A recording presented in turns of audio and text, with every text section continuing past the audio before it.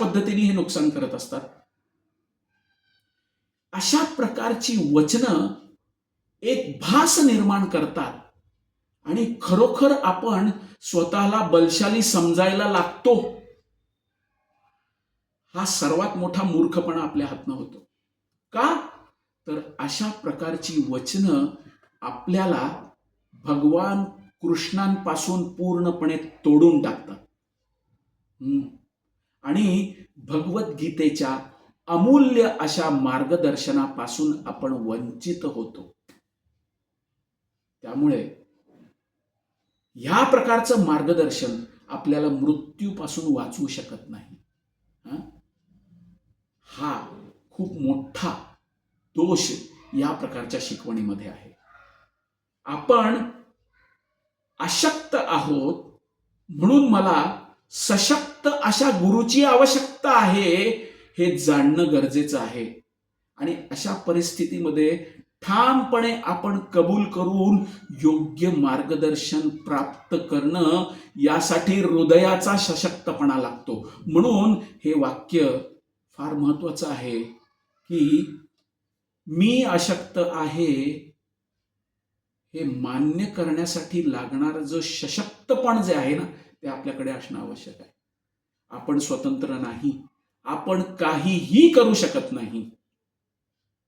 आपण भगवंतांना शरण जाऊन त्यांच्या आदेशांचं मात्र पालन करू शकतो. आणि यासाठी आपल्याला गुरु आणि कृष्ण यांच्या मार्गदर्शनाची आवश्यकता आहे. स्वतःच्या बळावर आपण मृत्यूवर विजय प्राप्त करू शकत नाही, ते कदापिही शक्य नाही. अशा प्रकारचं ठाम विवरण श्रील प्रभुपादांनी आपल्या सगळ्यांसाठी दिलेलं आहे. पाहूया काय आहे की मूर्खासारखं वागण्यापेक्षा मी मूर्ख आहे ना हे कबूल करणं जास्त चांगलं आहे. काय होतं जगामध्ये ना बऱ्याच वेळा आपण आपली प्रतिष्ठा वाचवण्यासाठी बऱ्याच वेळा मूर्खासारखं वागून आपलं स्वतःचं संरक्षण करण्याचा प्रयत्न करतो. त्यामुळे आपलं अजून जास्त नुकसान होतं आणि यामध्ये आपला अहंकार यात आड येतो आपल्याला. आणि त्या अहंकाराला बळी पडून आपण स्वतःचं अतिशय जास्त नुकसान करून घेतो खोटी प्रतिष्ठा याचं संरक्षण करण्यासाठी. आपला अहंकार आपल्याला कधी हे मान्य करू देत नाही की परिस्थिती माझ्या नियंत्रणाबाहेर आहे. आपला अहंकार आपल्याला कायम हेच दाखवत राहतो, अरे तुझ्यामध्ये बळ आहे, तू करू शकतोयस, उठ, कर, हे कर, ते कर. पण या सगळ्या पोकळ वल्गना आहेत. अशा प्रकारचे जे मोटिवेशनल स्पीकर्स असतात ना, हे जर कृष्ण भावना भावित असतील तर त्यांचं मार्गदर्शन अतिशय चांगलं आहे. पण जर ते कृष्ण भावना भावित नसतील तर त्यांच्या अशा प्रकारच्या मोटिवेशनल स्पीचनी जीवनात कधीही काही प्राप्त होणार नाहीये. त्यामुळे अशा वेळेस स्पष्टपणे मान्य करणं की परिस्थिती माझ्या नियंत्रणाच्या बाहेर आहे, मी निर्णय घेण्यास समर्थ नाहीये, हे जर मार्ग आपण अवलंबला ना तर त्या क्षणी हे खूप फायद्याचं ठरतं. कारण त्यामुळे भगवद्गीता यासारख्या अमूल्य ज्ञानाच्या प्राप्तीची सर्व दारं आपल्यासमोर उघडी होतात. तर अहंकाराला बळी पडून मूर्खासारखं वागून आपली प्रतिष्ठा वाचवण्यासाठी काहीतरी चालढकल करण्यापेक्षा मी मूर्ख आहे हे कबूल करणं हे आपल्या जास्त फायद्याचं ठरतं. 7व्या श्लोकामध्ये अर्जुन हेच करतोय आणि हेच श्रील प्रभुपाद आपल्याला संदेश देत आहे. तर त्याचबरोबर काय होतं माहितीये का, अशी परिस्थिती निर्माण झाली ना की आपण याला विचार, त्याला विचार, त्याला विचार, त्याला विचार, अरे तू काय सांगतो रे बाबा, आता तू काय सांगतो रे बाबा, अशा मार्गाचा अवलंब करायला सुरुवात करतो. ही खूप मोठी चुकीची गोष्ट आपण करतो. का? लोकांना निर्णय विचारायचा नसतो, तर निर्णय घेण्याच्या ज्ञानाबद्दल विचारायचं असतं. कृपा करून तुम्ही मला असं ज्ञान द्या की जेणेकरून मी निर्णय घेण्यासाठी सक्षम होईल. आता मी काय करू, आता मी काय करू, हे विचारणं सोपं आहे. त्याच्यापेक्षा लोकांना आपण असं विचारलं पाहिजे की कुठल्या परिस्थितीमध्ये मी कुठला निर्णय घेतला पाहिजे याचं ज्ञान मला कुठनं मिळेल. आणि हे ज्ञान मिळण्याचा एकमेव मार्ग आहे भगवद्गीता. तर हे कशावरनं आपण समजू शकतो, तर अर्जुन या ठिकाणी भगवंतांना विचारत नाहीये मी काय करू, मी काय करू. तर तो म्हणतोय यच्छ्रेयस्यात् निश्चितं ब्रूहि तन्मे शिष्यस्तेहं शाधिमां त्वां प्रपन्नम. माझ्यासाठी निश्चितपणे श्रेयस्कर काय आहे कृष्णा, हे मला सांग. आपण मुलांना किंवा आपल्यापेक्षा छोट्या असलेल्या लोकांना हे कर, हे करू नको, हे कर, हे करू नको, असं कायम सांगत असतो. पण हे योग्य उदाहरण नाहीये. जबाबदार पालक असतात ना, ते नुसतं हे गोष्ट करू नको, ही गोष्ट कर, हे गोष्ट करू नको, हे गोष्ट कर, हे नाही सांगत. तर ते सांगतात कुठलीही गोष्ट करण्यामागचं कारण शोध, सक्षम बन आणि मग ती गोष्ट कर. याला जबाबदार पालक किंवा आध्यात्मिक गुरु असं म्हटलं जातं. तर या श्लोकातनं आपण हे जे संदेश आहेत ना, हे संदेश समजून घ्यायचे. तर या ठिकाणी हा श्लोक पूर्ण झालाय आपला. आपण पुढचा श्लोक घेऊया. 8वा श्लोक. नहि प्रपश्यामि ममापनुद्यात् यच्छोकमुच्छोषणमिन्द्रियाणाम् अवाप्य भूमा वसपत्नमृद्धं राज्यं सुराणाम् अपि चाधिपत्यम्. काय की धर्मतत्व, नीती नियमांच्या आधारावर किंवा त्याच्या ज्ञानाच्या आधारावर अर्जुनाने अनेक युक्तिवाद केले. परंतु असं प्रतीत होतं की आध्यात्मिक गुरु भगवान श्रीकृष्ण यांच्या सहाय्याशिवाय तो आपली वास्तविक समस्या सोडवू नाही शकला. ज्या समस्यांमुळे त्याचं संपूर्ण अस्तित्वच शुष्क पडत होतं आणि त्या समस्यांचं निराकरण करणं हे त्याच्याकडे असलेल्या ज्ञानाद्वारे त्याला शक्य नाहीये, हे त्यांनी जाणलं. भगवान श्रीकृष्णांसारखा आध्यात्मिक गुरु असल्याशिवाय जीवनातल्या अडचणी सोडवणं हे नेक्स्ट टू इम्पॉसिबल, हे सगळं अशक्यप्राय आहे. जीवनातल्या समस्या सोडवण्यासाठी पुस्तकी ज्ञान, विद्वत्ता, उच्चपद या कुठल्याही गोष्टी मदत करणाऱ्या नाहीत. अर्जुनाकडे या सर्व गोष्टी होत्या. त्याच्याकडे उच्च दर्जाचं ज्ञान होतं, उच्च विद्वत्ता होती, संपूर्ण विश्वात उच्च दर्जाची धनुर्विद्या होती, उच्च पद त्याच्याकडे होतं, अतिशय संपत्तीवान होता. पण एवढं करून सुद्धा या सर्व गोष्टी व्यर्थ आहेत हे तो इथे कबूल करतोय. आणि केवळ श्रीकृष्णांसारखाच आध्यात्मिक गुरु या बाबतीत सहाय्य करू शकतो. म्हणून यावरनं एक निष्कर्ष असा निघतो की जो पूर्णपणे कृष्ण भावना भावित आहे ना, तोच वास्तविकपणे आध्यात्मिक गुरु होऊ शकतो. कारण जीवनातल्या खऱ्या समस्या सोडवण्याचं ज्ञान त्याच्याकडे असतं.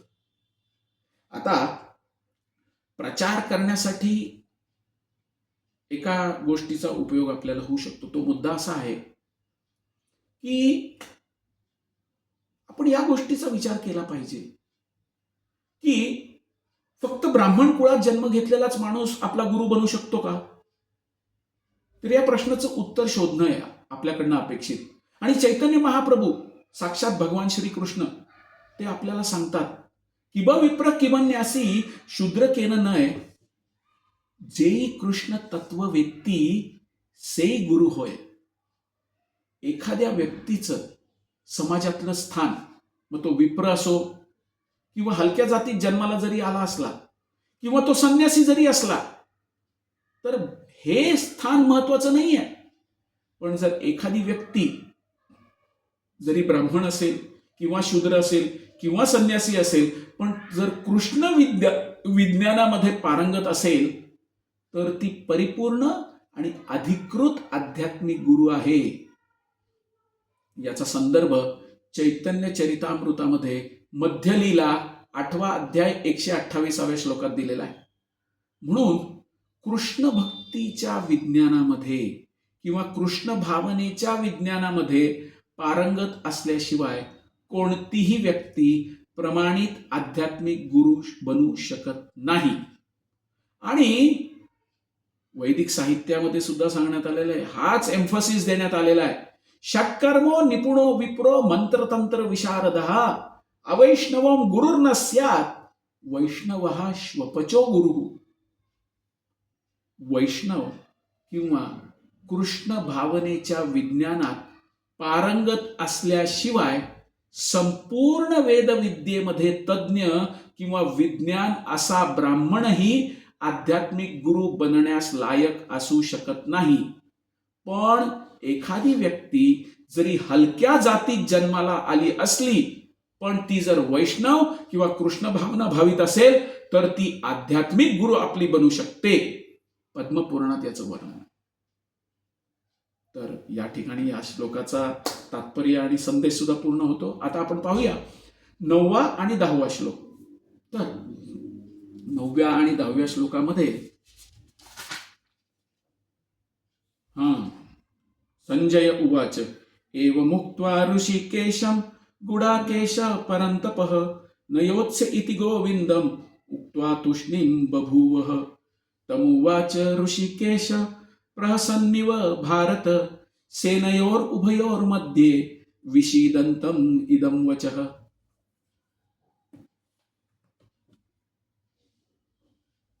थोड्या वेळापुरता जरी अर्जुन आपल्या कुटुंबावरील प्रेमामुळे व्याकुळ झालेला होता ना, तरीही शिष्य बनून परमश्रेष्ठ आध्यात्मिक गुरु श्रीकृष्ण यांना तो शरण गेला. हाच महत्वाचा मुद्दा आहे. कारण या ठिकाणी परंतप या शब्दाचा उपयोग करण्यात आलेला आहे. अर्जुन युद्ध करणार नव्हता, त्याऐवजी युद्धभूमीचा त्याग करून भिक्षाटन करण्यासाठी जाणार होता. हे धृतराष्ट्राला समजल्यानंतर धृतराष्ट्र नक्कीच आनंदित होणार होता. पण संजय काय म्हणतोय, परंतप म्हणजे शत्रूला अर्जुन मारण्या इतका सक्षम आहे हे सांगून संजयने काय केलं तर धृतराष्ट्राची निराशा केली. आणि परंतप या शब्दाचा अर्थ असा सांगण्यात येतो की शत्रूला त्राही भगवान करून मारणार, ताप देऊन देऊन मारणार, एवढी अर्जुनाची कॅपॅसिटी होती. त्यामुळे परंतप या शब्दाचा उल्लेख अतिशय समर्पक आहे.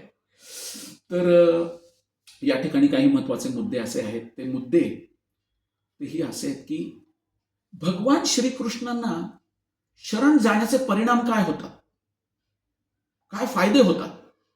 मिथ्या शोकापासून मुक्तता होते, आत्मसाक्षात्काराच्या ज्ञानाने आणि कृष्ण भावनेने आपण परिपूर्ण होतो आणि निश्चितपणे युद्ध करणार आणि शेवटपर्यंत युद्ध करणार, हे होणारे फायदे.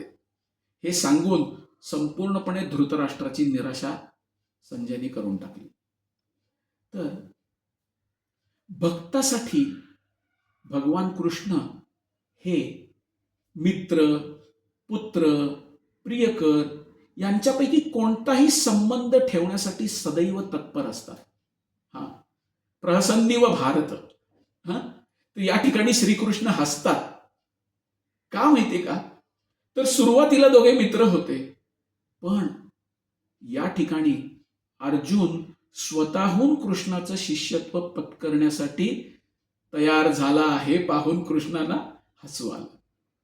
आता ऋषिकेश आणि गुडाकेश हे दोघेही काय आहेत, एक ऋषिकेश आहे आणि एक गुडाकेश आहे. तर या दोन घनिष्ठ मित्रांमध्ये संभाषण चाललंय. मित्र या नात्याने दोघे एकाच पातळीवर आहेत.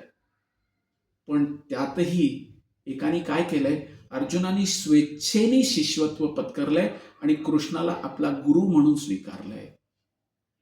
तर गुरु आणि शिष्यांमधला हा जो संवाद आहे हा आपल्या सगळ्यांच्या लाभासाठी दोन्ही सैन्यांच्या मधोमध प्रकटपणे चाललेला आहे बरं का. आणि भगवद्गीतेतले संवाद आहेत ना, हे विशिष्ट व्यक्ती, विशिष्ट समाज, विशिष्ट जाती, विशिष्ट धर्म यांच्यासाठी नसून समस्त मानव जातीसाठी आहेत. आणि त्याचं श्रवण करण्याचा मित्र अथवा शत्रू दोघांनाही अधिकार आहे, हे याच्यातनं आपण समजलं पाहिजे.